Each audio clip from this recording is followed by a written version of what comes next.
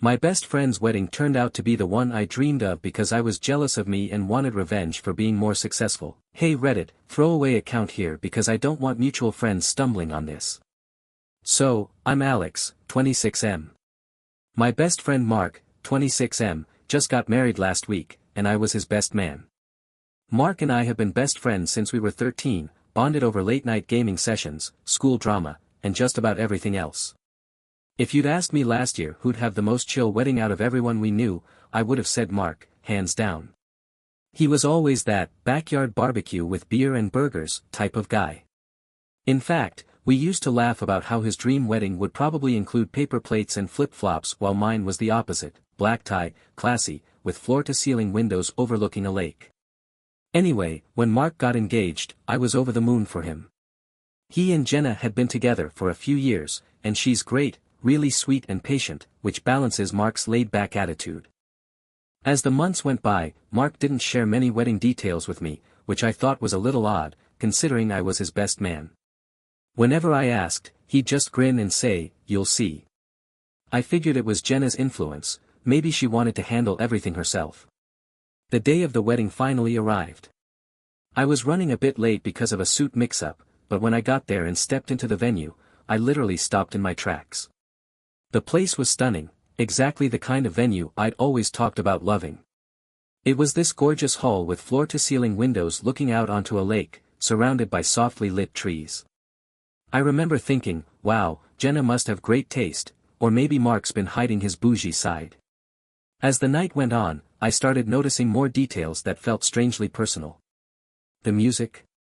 A playlist that included songs I'd once jokingly said were must-haves at my future wedding. The decor. Crisp, elegant whites and deep greens, which I described as my ideal color scheme. Even the way the tables were set up, with long centerpieces and individual candles, felt like déjà vu. It wasn't like I'd told Mark my dream wedding every day for the past decade, but we definitely talked about it enough for him to remember. At first, I laughed it off, convincing myself I was reading too much into it. It's not like I have a monopoly on good taste, right? But then came the speeches. Mark got up to thank everyone, and during his toast, he looked right at me and said, "Alex, you've always been my biggest inspiration. Honestly, I don't think I'd be the man I am today without you." Everyone clapped, but I felt my stomach drop. There was something about the way he said it, like there was a layer of meaning I wasn't catching. By the end of the night, I couldn't shake this nagging feeling.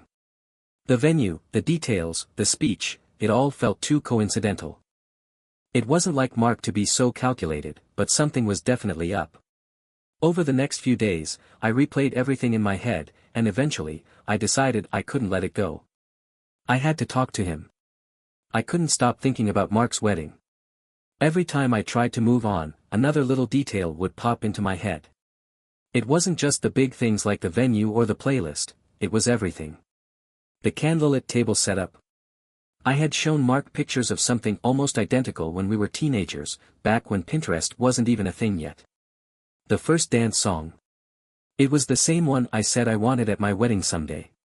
Even the food, filet mignon and a gourmet seafood bar, was eerily similar to what I had once joked about saving up for. At first, I thought, maybe it's all just a weird coincidence. But as I kept going over it, it didn't feel random anymore. Mark knew these details. I'd shared them with him over the years, either during late-night hangouts or when we talked about someday. And now they had all come to life, not at my wedding, but his. The speech was the tipping point. The way he looked at me during that toast, it wasn't just a best friend giving a heartfelt thank you. There was something unspoken there, something that made me feel like he knew exactly what he was doing. It almost felt like he was admitting something without actually saying it. I told myself I was being paranoid, that I was overthinking it. But when I mentioned it casually to another friend who had been at the wedding, even they said, it was kind of funny, right? The whole thing felt very, you. That sealed it for me. I needed to talk to Mark. I didn't want to start anything over text, so I called him up. He sounded normal, cheerful even, like he hadn't just unknowingly turned his wedding into a mirror image of everything I'd ever dreamed about. I asked if I could come over, and he said, "Of course, man. Anytime." The next evening, I drove over to his house. Jenna wasn't home, so it was just the two of us. Mark greeted me with his usual easygoing grin, but I couldn't help noticing he seemed distracted. Like he knew something was coming. We grabbed a couple of beers and sat out on his porch, the same place we'd hung out a million times before. After some small talk about the wedding and honeymoon, I finally worked up the courage to ask. "So, Mark," I started, keeping my tone as casual as possible. "I gotta say, your wedding was incredible. But, was it just me, or did it seem kinda familiar?" He raised an eyebrow. "Familiar how?" "You know," I paused, trying to find the right words. "Like, a lot of the stuff at your wedding, it's pretty much exactly what I always said I'd want for mine." There it was. The moment of truth. Mark froze for half a second, his smile faltering just enough for me to notice. He quickly recovered, though, laughing it off. "Come on, Alex. You think I was taking notes or something? Weddings are weddings, man. There's only so many ways to make them fancy." His response was casual, too casual. I didn't press further right then, but I could tell something was off. The tension in the air was almost palpable. That night, as I drove home, I couldn't shake the feeling that he wasn't telling me everything. After our first conversation, I couldn't let it go. Mark's answer felt too rehearsed, like he prepared for my questions. If it had all been a coincidence, wouldn't he have laughed or seemed confused? The doubt lingered. Then, a text from Jake, one of our mutual friends, tipped me over the edge. "Dude, Mark's wedding was literally the Alex special," he wrote, adding laughing emojis. "You should charge him royalties." My stomach dropped. If even Jake noticed, this wasn't just in my head. I brushed the comment off with a, yeah, but I couldn't stop thinking about it. The venue, the music, the decor, it all matched my dream too perfectly to be a coincidence. That night, I remembered something I hadn't thought about in years, my old notebook. Back in high school, I'd scribbled down ideas for my dream wedding, everything from a lakeside venue to specific songs. I dug it out of a dusty box, and there it was, every detail matching what I saw at Mark's wedding. He'd seen this notebook before during one of our hangouts. I'd laughed it off back then, never imagining it would resurface like this. The next day, I called him. "Hey, can we talk? I feel like there's more we need to clear up," I said. When I arrived, Mark seemed uneasy. He handed me a beer, but the tension between us was palpable. After some awkward small talk, I cut to the chase. "Mark," I said, "your wedding felt familiar. Did you use my ideas?" He froze for a moment, then tried to brush it off. "Weddings are all kind of the same, right?" "No, they're not," I replied. "And you know that." Finally, he sighed. "Okay, yeah, I was inspired by your ideas. But I didn't think it would bother you. You didn't think I'd care?" I asked, incredulous. "You could have at least told me." Mark apologized, but it felt hollow. I left soon after, unsure how to process the fact that my best friend had used my dream wedding as his own.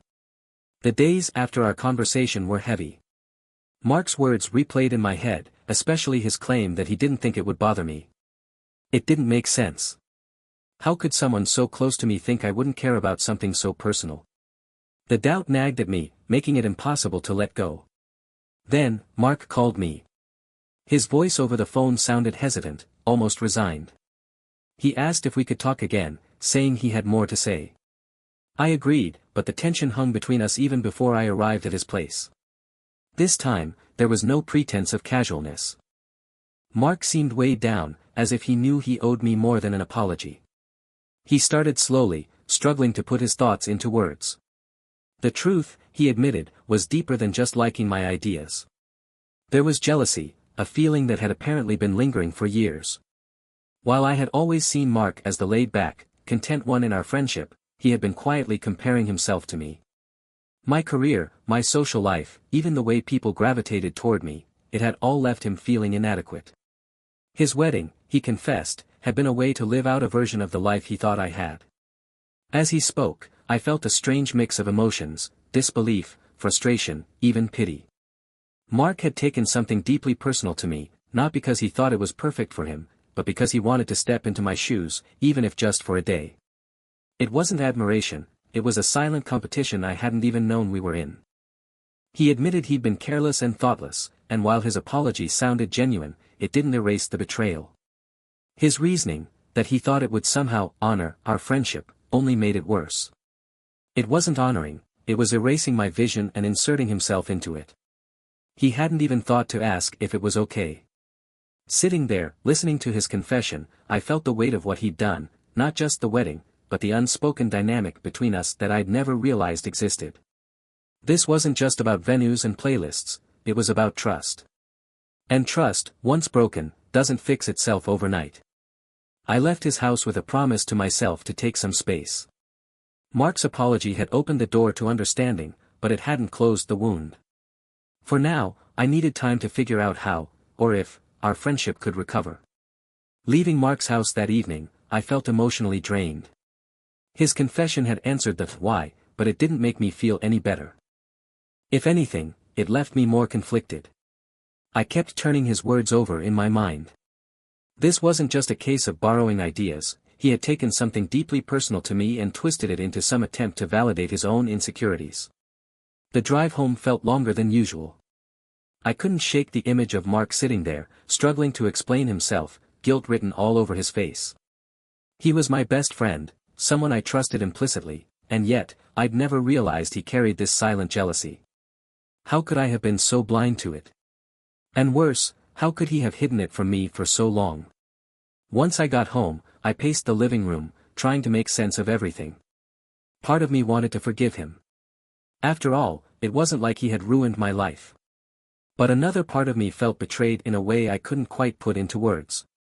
It wasn't about the wedding itself, it was about what it represented.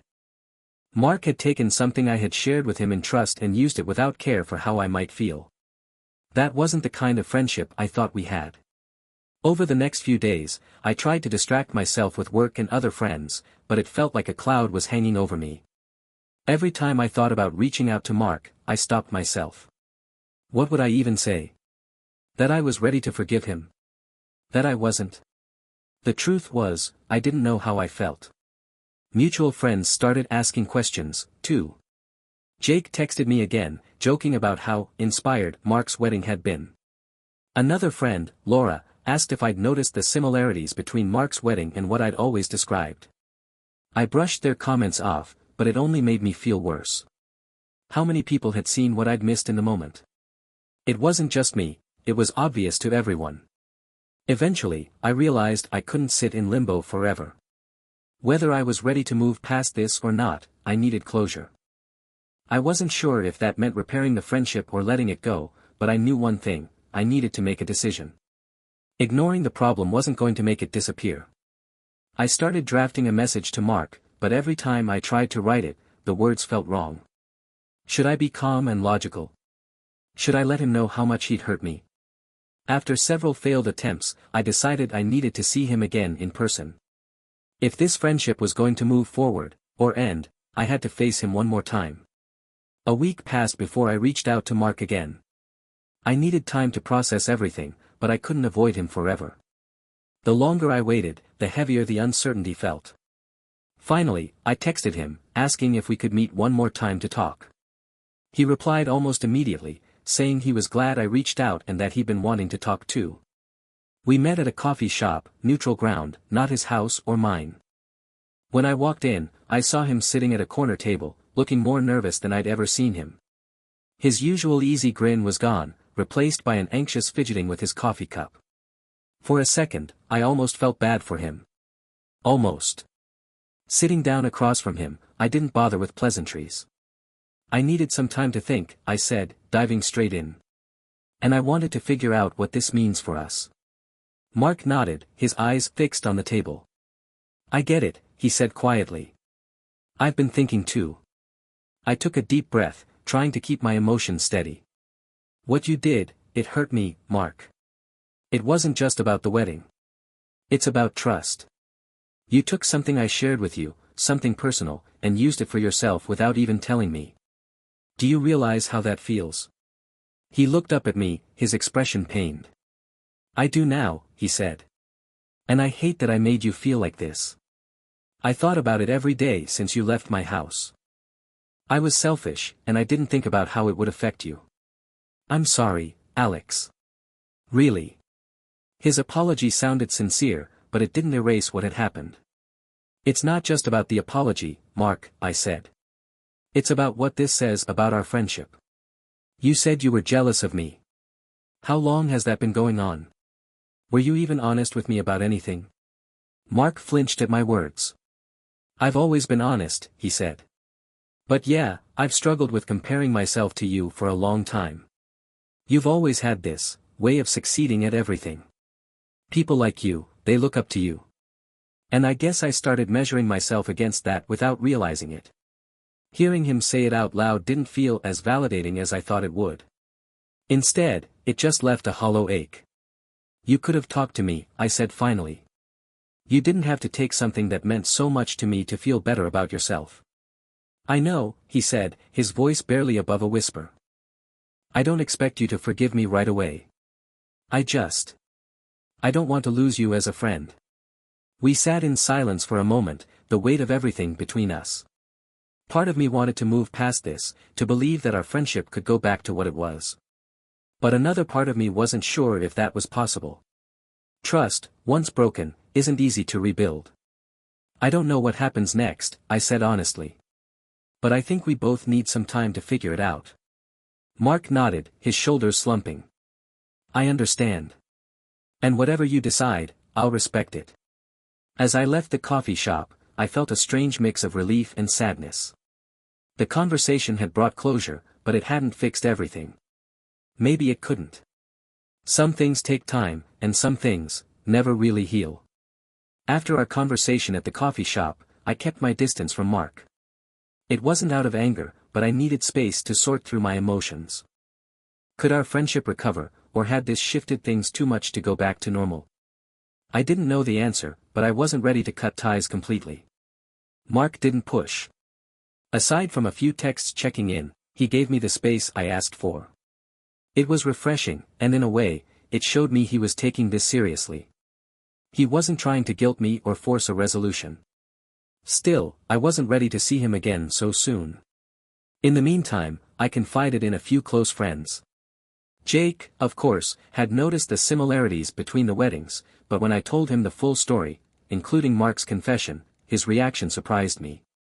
That's rough, he said, shaking his head. But honestly, it sounds like he really regrets it. You don't get many friendships like yours. Maybe he's worth a second chance. It wasn't the advice I'd expected, but it stuck with me. Mark and I had been through so much together. Was this mistake big enough to throw all of that away? I wasn't sure. A couple of weeks later, I got a text from Mark. He mentioned that he and Jenna were hosting a small barbecue with a few friends and asked if I wanted to come by. He made it clear there was no pressure, but the invitation felt like an olive branch. After a lot of back and forth in my head, I decided to go. If I was going to figure out where we stood, avoiding him forever wasn't the answer. When I arrived, the atmosphere was warm and welcoming. Jenna greeted me with a big hug, and Mark looked genuinely relieved to see me. There were only a handful of people there, mostly familiar faces, and the casual setting helped ease my nerves. Mark didn't bring up the wedding or our recent conversations, and neither did I. Instead, we slipped into the kind of banter we'd always shared, joking about old times and teasing each other over nothing. For the first time in weeks, I felt like things might actually be okay. As the night went on, Mark pulled me aside. Thanks for coming, he said quietly. I didn't know if you would, but it means a lot. I nodded. I'm still figuring things out, I admitted. But I didn't want to just give up on this. Me neither, he said. I know I have to earn your trust back. I'm willing to do whatever it takes. The sincerity in his voice caught me off guard. Maybe he really did mean it. As I left that night, I felt lighter. It wasn't a perfect fix, but it was a start. Trust takes time, and while I wasn't sure we'd ever fully get back to where we were, I felt a sliver of hope that we might find a way forward. After the barbecue, I felt a cautious sense of relief. Things with Mark weren't magically fixed, but for the first time in weeks, I felt like we were on the right path. Trust wasn't something that could be rebuilt overnight, but showing up was a step in the right direction for both of us. Over the next few months, our interactions became more frequent but remained carefully balanced. Mark kept his word, he didn't push. When we hung out in group settings, he made a clear effort to be transparent and respectful, avoiding anything that might come across as trying too hard or fake. It was a delicate dance, but I appreciated that he wasn't pretending everything was fine or sweeping things under the rug. One evening, Mark invited me over to help him with a small renovation project in his garage. It was the kind of thing we used to do all the time, just the two of us, working on something and cracking dumb jokes along the way. As we hammered and drilled, the awkwardness that had lingered since the wedding began to fade. At one point, Mark turned to me, his expression unusually serious. "I know I've said it before, but I really am sorry, Alex," he said. "Not just for what I did, but for how long I let myself feel that way. Comparing myself to you, instead of appreciating what I have, it wasn't fair to you, or to me." I paused, letting his words sink in. "I appreciate that," I said. "It's not easy to admit something like that. And honestly, I think I needed to hear it." We didn't dwell on it. After that, the conversation shifted back to lighter topics, but it felt like another layer of the wall between us had come down. In the weeks that followed, I noticed more changes in Mark. He seemed more at peace with himself, less concerned with what others thought of him. When he talked about his plans for the future, there was an excitement in his voice that hadn't been there before. It was like he was finally stepping into his own identity, no longer shadowed by comparisons to anyone else. For my part, I began to let my guard down. I stopped analyzing his every word or action for hidden motives. Slowly but surely, I started to trust him again. It wasn't easy, it's never easy when someone close to you breaks that bond, but I began to see that he was genuinely trying. The ultimate test came when we were planning a group camping trip with friends. Mark offered to handle the logistics, and I hesitated for a moment, memories of the wedding flashing back. But then I caught myself. If I couldn't give him this small amount of trust, how could I say I was moving forward? The trip went off without a hitch, and Mark proved himself in more ways than one. He didn't just handle the planning flawlessly, he went out of his way to make sure everyone felt included and cared for. For the first time in a long time, I felt like I was seeing the best version of him. The version I'd been friends with for over a decade. By the end of the trip, I realized something important. Forgiveness isn't about forgetting or pretending something didn't happen. It's about making the choice to move forward, piece by piece. And with Mark, I was finally ready to take that step. The camping trip marked a turning point. For the first time in weeks, I didn't feel the need to second-guess Mark's actions. Instead, I started seeing him as the friend I'd always known, the one who'd been there through everything, despite his recent mistakes. Our friendship began to settle into a new rhythm. It wasn't exactly the same, but in some ways, it felt stronger. There was a new honesty between us, and Mark seemed more grounded, no longer weighed down by the insecurities that had led to his choices. Over lunch one afternoon at our old college diner, Mark admitted he'd started therapy. "After everything with the wedding, I realized I needed to work on myself," he said. "I didn't want to be the guy who hurts people and makes excuses." Hearing him say that felt like real progress. He wasn't just apologizing, he was taking responsibility. "I'm proud of you," I told him. "That's not easy to admit." From then on, our hangouts felt natural again. We weren't forcing the friendship, it was rebuilding itself, piece by piece. Sitting on my porch one evening, Mark turned to me and said, "Thanks for giving me a chance to fix this. I'm really grateful." I smiled, realizing that after everything, we were finally moving forward. And this time, it felt real. As the weeks turned into months, Mark and I found a new balance in our friendship. It wasn't about going back to the way things were, it was about building something better, with more honesty and mutual respect. We didn't need to talk about the wedding anymore, the way Mark acted now showed me he truly understood the weight of his actions. One weekend, Mark invited me over for a casual hangout with a few friends. It wasn't a big event, just pizza and beer in his backyard. As the night went on, I watched him interact with everyone, and for the first time, I noticed how comfortable he seemed in his own skin. He wasn't trying to outshine anyone or prove anything. He was just himself. At one point, Mark pulled me aside. "You know, he said, this whole thing has taught me a lot. Not just about us, but about how I see myself. I've spent so much time comparing my life to everyone else's that I forgot to appreciate what I already have. I nodded, feeling a sense of closure. I'm glad you're figuring it out, I said. And honestly, I'm glad we didn't give up on this. So am I, he said, smiling. You're a better friend than I deserved. In that moment, I realized I'd let go of the anger I'd been holding on to. Mark had made mistakes, but he'd owned them and worked to make things right. And while our friendship wasn't perfect, it didn't need to be. It was real, and that was enough. As I left that night, I felt a sense of peace I hadn't felt in a long time. Trust takes time to rebuild, but with Mark, it was clear we were on the right path. And for the first time in months, I wasn't just hopeful, I was sure.